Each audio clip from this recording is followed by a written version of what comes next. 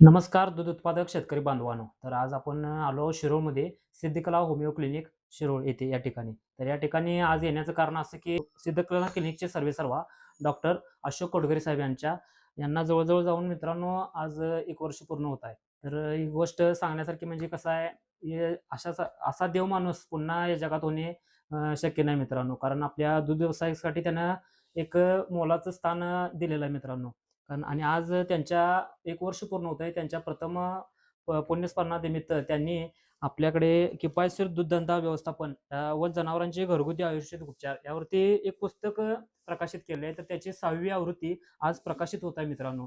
तर या पुस्तकामध्ये जेणेकरून कसं आहे आपल्या दूध उत्पादक बांधवांसाठी कोणतेही घरगुती उपचार कशा पद्धतीने आपण घरगुती स्वतः करता यावे, आपल्या जनावरांचे होणारा जो खर्च आहे तो कसा कमी करता यावा, या पद्धतीने त्याचं त्यांच्या सोप्या भाषेत आणि आपल्या शेतकरी बांधवांना कळेल अशा पद्धतीने त्यांनी पूर्ण त्या पुस्तकामध्ये प्रकाशित केलेलं आहे.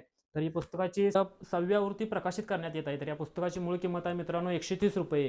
पण उद्या साहेबांच्या प्रथम पुण्यस्मरणानिमित्त या पुस्तकाची एक आठवण आणि आपल्या साहेबांची एक आठवण म्हणून ही पुस्तकाची किंमत उद्याच्या 1 दिवसा फक्त ₹65 ठेवण्यात आली आहे. तर ही पुस्तक ज्यांना कोणाला मित्रांनो हवी असेल आपल्या दूध व्यवसायासाठी, हे पुस्तक जर तुमच्याकडे असेल तर दूध व्यवसाय तुम्हाला 1 नंबरमध्ये म्हणजे करता येणार आहे. जे तुम्हाला घरगुती उपचार आहेत ते तुम्ही स्वतः करू शकणार आहे. त्यासाठी पुस्तक नक्की खाली दिलेल्या नंबरवरती तुम्ही कॉन्टॅक्ट करू शकता किंवा उद्या येऊन इथे तुम्ही स्वतः खरेदी करू शकता. आणि जर तुम्हाला कुठे